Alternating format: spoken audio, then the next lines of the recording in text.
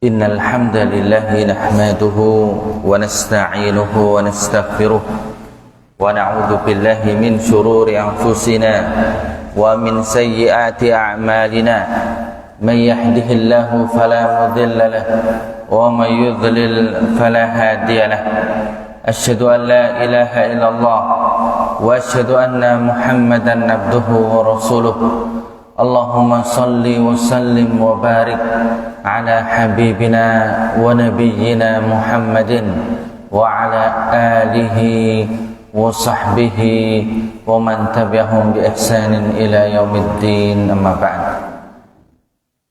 Bapak Ibu saudaraku sekalian yang saya cintai dan saya hormati rahimakumullah. Pada kesempatan malam hari ini insyaallah kita berkumpul di salah satu di antara rumah Allah Subhanahu wa taala dalam rangka talabul ilmi, dalam rangka ngaji. Dan Rasulullah Muhammad sallallahu alaihi wasallam bersabda, "Majtama'a qaumun fi baitin min buyutillah yatluna kitaballah wa yatadarasun." Berkumpul di salah satu rumah di antara rumah-rumah Allah Subhanahu wa taala, dan setelah membaca ayat Al-Qur'an tersebut tadarus niku napa? Tadarus niku nyinaoni sesarengan ingkang nomor setunggal maos, nomor kalih nyinaoni kumpul teng masjid maos Al-Qur'an, ayat-ayat Allah dipun sinaoni sesarengan, illa kecuali Allah Subhanahu wa taala nazalat alaihimus sakinah, Allah akan turunkan ketenangan, wa ghasyiyat bihimur rahmah, dan Allah akan naungi rahmat, dan dzakarahullahu fi man indah, dan Allah Subhanahu wa taala akan banggakan orang-orang yang duduk ngaji di hadapan para malaikatnya. Terus nggih, pengajian menika insyaallah kathah manfaatipun. Salah sunggalipun wau nazalat alaihimus sakinah, Allah berikan ketenangan. Terus bab tenang atine niku boten kok oke-okean le piknik, boten kok oke-okean le guyu-guyu cekakaan. Wadah sing nun sewu nggih, nun sewu saestu. Pekerjaan hari-harinya itu ya menghibur, guyu-guyu cekakaan, kondang ngibur mriko-mriki, ning nek boten ngepil angel turu. Akhire kathah sing ketoke kondang teng mriko dados biasane tukang gawe wong guyu jebule ora entuk ketenangan. Oke sing kecekel malah nguntal pil, Bapak Ibu. Nguntal napa? Pil. Jenengan pilih paling hipertensi nun sewu lho niki. Ning niki pil ben supados pikirane tenang. Terus ketenanganmu nggih tidak akan didapatkan kecuali dalam rangka ngeten iki, bab mengingat Allah Subhanahu wa taala. Eling sing gawe urip, eling nek benjang niku mesti balik ngadep sing gawe urip dan mempertanggungjawabkan kehidupannya. Dan bagi kaum muslimin Allah Subhanahu wa taala siapkan surga. Ning kula kathah dosane, Pak. Nggih mekaten menika menungso niku panggenanipun salah kalian dosa. Mila kathah kados Rasulullah SAW ngendikan, mboten kok tiyang kecocok ri illa kafarallahu dzunubahu, kecuali Allah akan hapuskan dosanya. Wonten sing dihapuskan dosanya mergo lara. Ada yang dihapuskan dosanya karena ujian dan ujian, musibah dan musibah. Kemudian ada lagi yang Allah Subhanahu wa taala hapuskan karena amal ibadahnya. Bahkan tindak teng masjid niku satu langkah niku ngapuskan dosa, satu langkah menaikkan derajat. Demikianlah banyaknya keutamaan, fadilahnya pengajian.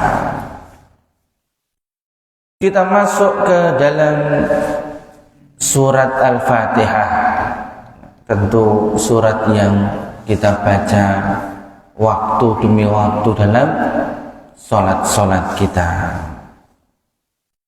Kenapa kok kita baca surat Al-Fatihah pada kesempatan malam hari ini?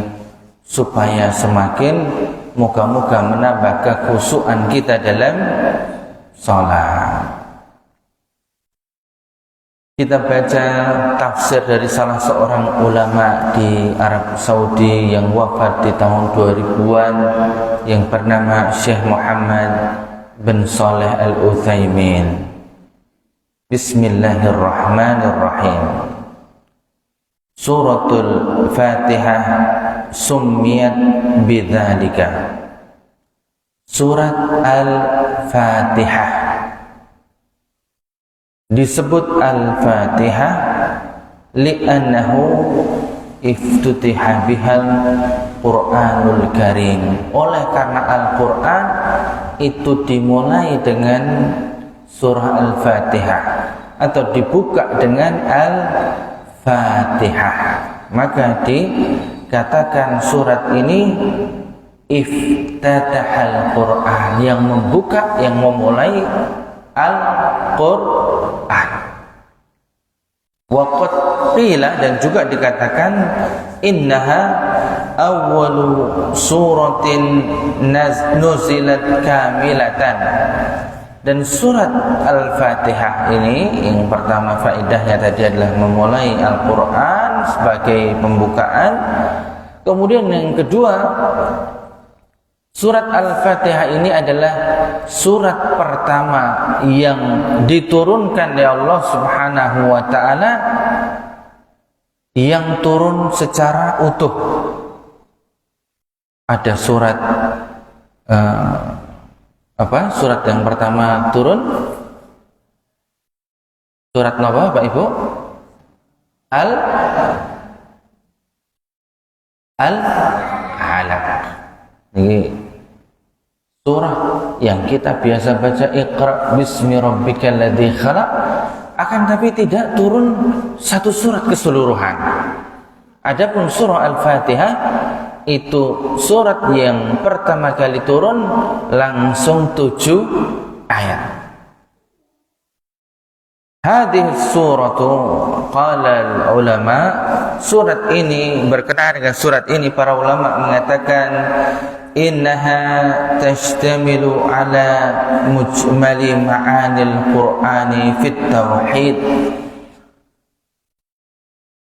Surat Al-Fatihah ini mencakup secara umum isi daripada Al-Quran yang berkenaan tentang yang pertama tauhid, kemudian wal ahkam, yang kedua adalah hukum atau hukum-hukum, wal jaza, dan juga balasan, dan turuk Bani Adam, dan nanti model-model perjalanan Bani Adam atau manusia, wa ghairi dzalik, dan juga yang lainnya. Walidzalika summiyat ummul Qur'an. Maka oleh karena Al-Fatihah itu isinya adalah mencakup banyak hal, bab tauhid, hukum, kemudian balasan dan perjalanan manusia, maka dan juga yang lainnya disebut dengan Ummul Quran atau induknya Al-Quran. Wal maraji'u li syai'i yusamma umman, dan demikianlah kembalinya segala sesuatu itu disebut dengan induk. Maka nama lain dari surah Al-Fatihah ini adalah Ummul Quran. Hadhihi suratu laha mumayyizatun tatamayyazu biha an ghairiha. Surat Al-Fatihah ini memiliki keistimewaan yang berbeda dibandingkan dengan surat yang lainnya. Minha, diantaranya, annaha ruknun fi salawati allati hiya afdalu arkanil islami ba'da asy-syahadatain. Keistimewaan yang pertama, surah Al-Fatihah ini adalah rukun dari salat, sedangkan salat adalah rukun Islam yang kedua setelah syahadat. Apa bedanya rukun dengan wajib, Bapak Ibu? Rukun dengan wajib itu, kalau rukun apabila ditinggalkan maka tidak sah amalannya, tidak sah salatnya. Adapun wajib itu seandainya ditinggalkan maka salatnya tetap sah. Adapun tidak menjalankan yang wajib maka ibadahnya kurang saja atau berdosa. Nah, surah Al-Fatihah ini mau tidak mau harus dibaca oleh seseorang dalam ibadah salat. Meskipun ada ini ketentuan secara umum. Nanti kalau seorang makmum kemudian imamnya itu sudah membaca surah Al-Fatihah, sudah membaca ayat sesudah Al-Fatihah, kemudian kita masuk di situ belum sempat membaca surah Al-Fatihah, imam sudah rukuk, maka Rasulullah SAW mengatakan, barang siapa yang mendapati rukuk bersama imam secara sempurna maka dia mendapatkan 1 rakaat. Ini pembahasan yang lainnya. Fala salata liman lam yaqra bi Fatihatil Kitab. Sebagaimana yang dalam hadis yang diriwayatkan oleh Imam Bukhari, tidak ada salat atau tidak sah salat bagi orang yang tidak membaca surat Al-Fatihah. Wa minha annaha ruqyatun idza quri'a biha 'ala al-maridi sufiya biidznillah ta'ala. Nama lain dari surat Al-Fatihah disebut juga dengan ruqyah. Ruqyah itu artinya adalah ya kena basa Jawa niku jambi-jambi. Ning niki dibacakan surat Al-Fatihah untuk kesembuhan seseorang. Ning nek disuwuk ning maose coba japu niku boten cocok Bapak Ibu. Kalau mau berdoa supaya sakitnya sembuh, di antara caranya adalah dengan dibacakan surat Al-Fatihah. Lianna Nabi sallallahu alaihi wasallam, oleh karena Nabi sallallahu alaihi wasallam qala lilladzina qara'a ala alladhigh fabara'a, yaitu ketika Rasulullah SAW dalam hadis yang diriwayatkan oleh Imam Muslim, itu suatu ketika ada seseorang sahabat yang dia dalam suatu perjalanan kemudian ketemu dengan seseorang yang meminta untuk didoakan. Maka kemudian seorang ini, sahabat Nabi SAW ini membaca surat Al-Fatihah, kemudian orang yang dibacakan tersebut sembuh. Maka Rasulullah SAW mengatakan, wa ma tudrika annaha ruqyatun. Kok bisa tahu mas kalau itu surat Al-Fatihah itu ruqyah? Ini menunjukkan bahwasanya surah Al-Fatihah itu boleh untuk dijadikan wasilah perantara untuk kesembuhan. Dan sahabat ini ketika membaca surah Al-Fatihah itu kemudian bertanya kepada Nabi SAW.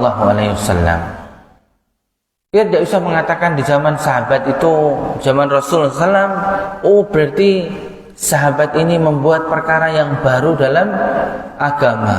Kalau zaman dulu itu masih ada Nabi, sakit dibijekke.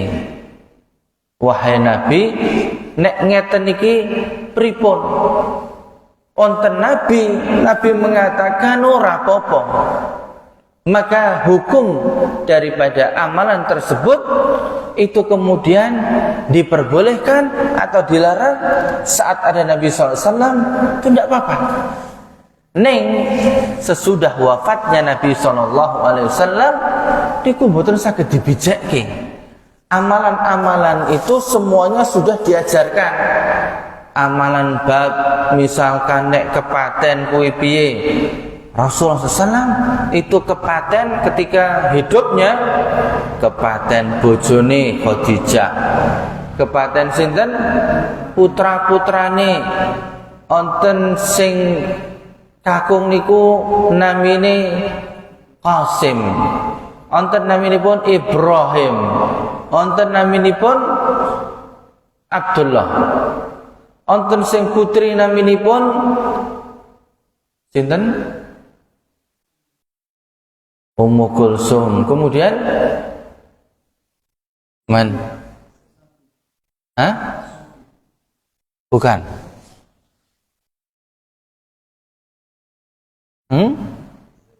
Bukan. Ya, besok meneh aku ya lali ya padake. Nah, Ruqayyah. Masya Allah. Barakallahu fikum. Terus putrinya Nabi itu wafat. Niku Rasulullah SAW itu ya menguburkan, kemudian memandikan, mensolatkan, menguburkan. Bar niku ndongani rampung. Gampil.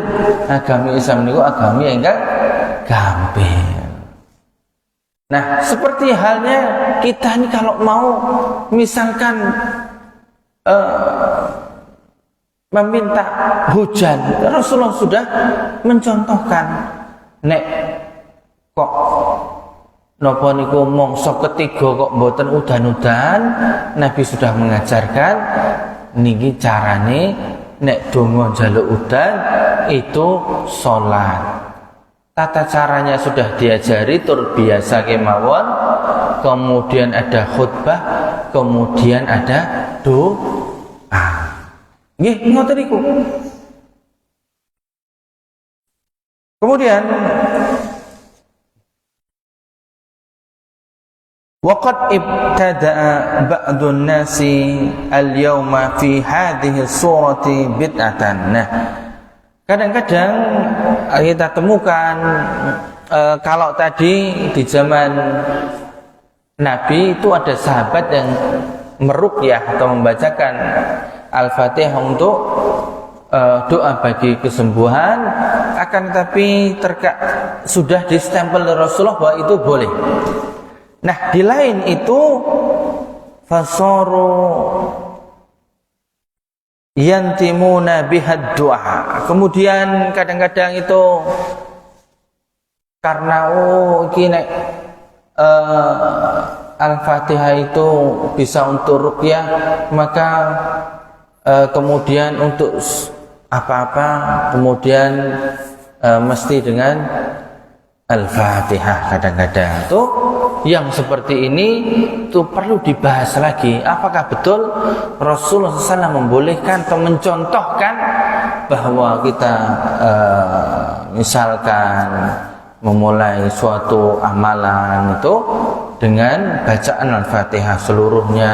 Nah, ini kita butuh mempelajari napa leres Kanjeng Nabi Muhammad SAW mengajarkan yang semacam itu.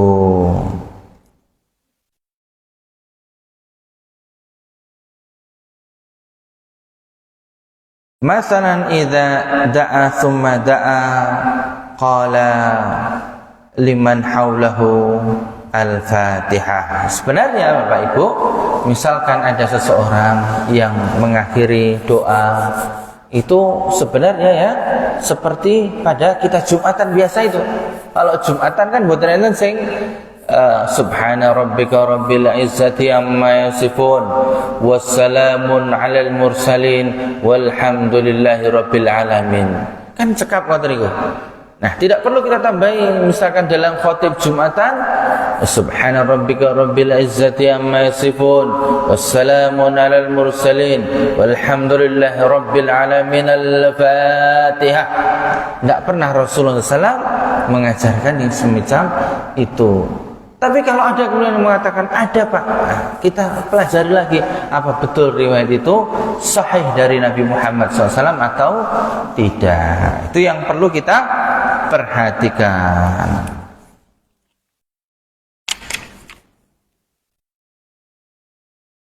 Qauluhu ta'ala Bismillahirrahmanirrahim. Kemudian Allah Subhanahu wa taala berfirman Bismillahirrahmanirrahim. Bapak Ibu, berkenaan tentang Bismillahirrahmanirrahim dengan menyebut nama Allah yang Maha Pengasih lagi Maha Penyayang. Para ulama itu terbagi menjadi beberapa kelompok. Yang pertama, para ulama mengatakan, dan ini adalah mayoritas atau merupakan pendapat mazhab Syafi'i, basmalah adalah bagian dari seluruh surat di dalam Al-Quran kecuali surah Bapak Ibu yang tidak dimulai dengan basmalah, surah At-Taubah. Kata Imam Syafi'i, basmalah itu bagian dari seluruh surat dari Al-Quran termasuk surat Al-Fatihah. Maka konsekuensinya kalau membaca surah Al-Fatihah maka wajib dibaca Bismillahirrahmanirrahim, dan dalam salat jahar itu juga dianjurkan untuk dibaca jahar keras. Itu kelompok yang pertama. Kelompok yang kedua di antaranya adalah pendapat mazhab Hambali, yang mereka ini berpendapat bahwa Al-Fatihah itu bagian dari surat di dalam Al-Quran, termasuk dalam surah Al-Fatihah. Akan tetapi di dalam bacaan-bacaan salat jahar, basmalahnya dibaca lirih, seperti para imam di Masjid Nabawi dan Masjidil Haram. Imam di Masjid Nabawi dan Masjidil Haram itu mereka kalau mulai mesti membaca Alhamdulillahi Rabbil Alamin Ar-Rahmanir Rahim. Tidak ada yang mereka memulainya dengan Bismillahirrahmanirrahim. Tidak ada. Dan itulah yang kita dapatkan di mazhab Hambali yang banyak di anut oleh kaum muslimin di Jazirah Arab dan sekitarnya. Demikian pula di madhab Hanafi juga demikian.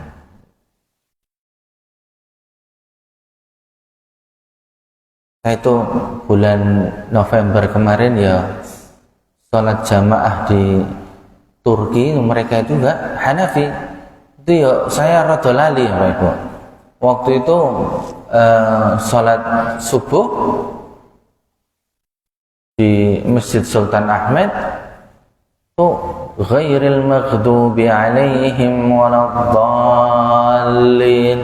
Kula le amin banter Bapak Ibu. Amin tak delok tak rungokke, wah mu ana wong telu kita ya.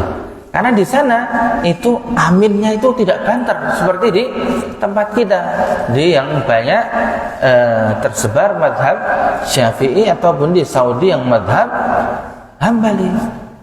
Amin bodoh banter.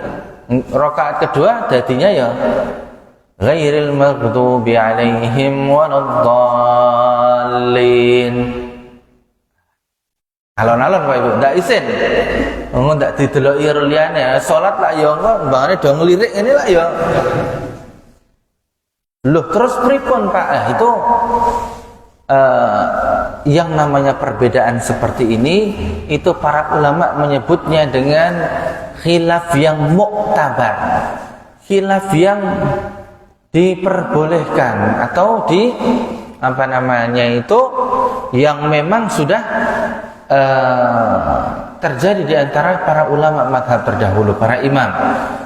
Nah, kembali kepada basmalah ini, mazhab Maliki itu berbeda, Pak.